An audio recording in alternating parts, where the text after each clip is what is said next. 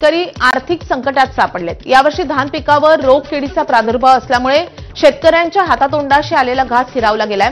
मावा, तुडतुड्यासारखे रोग धान पिकावर आलेत, त्यामुळे आता कापणीला आलेले धान या रोगामुळे नष्ट होत असून शेतकरी दुहेरी संकटात सापडलाय। आधी पावसामुळे शेतकऱ्यांच्या धानाचं नुकसान झालं, आता रोग किडींचा प्रादुर्भाव पाहायला मिळतोय। शेतकरी यामुळे आर्थिक संकटात सापडलेत। याचा आढावा घेतलेला आहे आमचे प्रतिनिधी देवेंद्र रहांगडाले यांनी।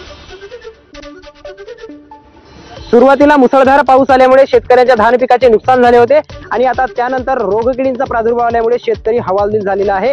मी गोंदिया जिल्ह्यातील नवेगाव परिसरातील एका शेतशिवारामध्ये आपण जर का बघितलं तर या शेतशिवारामध्ये मोठ्या प्रमाणे रोगकिडींचा प्रादुर्भाव असल्यामुळे धान पिकाचे नुकसान झाल्याचे चित्र आपल्याला बघायला मिळत आहे। गोंदिया जिल्ह्यामध्ये मोठ्या प्रमाणात शेतकरी धान पिकाची शेती करत असतात। साधारणतः सप्टेंबर ऑक्टोबर महिन्यामध्ये शेतकऱ्यांचा धान पीक हा कापणीला येत असतो। मात्र यावर्षी शेतकऱ्यांच्या तोंडाशी आलेला जो घास आहे तो हिरावला गेला आहे। रोगकिडींचा प्रादुर्भाव झाल्यामुळे शेतकऱ्यांचे प्रचंड नुकसान झाले असून जो शेतकऱ्यांचं उत्पन्न आहे तो 90% कमी झालेला आहे। केवळ 10% धान या ठिकाणी शेतकऱ्यांच्या हाती येणार आहे। त्याच्यामुळे शेतकऱ्यांचा जो खर्च लागलेला आहे तो देखील निघणे आता कठीण झाले असून शेतकऱ्यांच्या वतीने शासनाकडे मदतीची मागणी केली जात आहे। देवेंद्र रहांगडाले, एबीपी माझा, गोंदिया।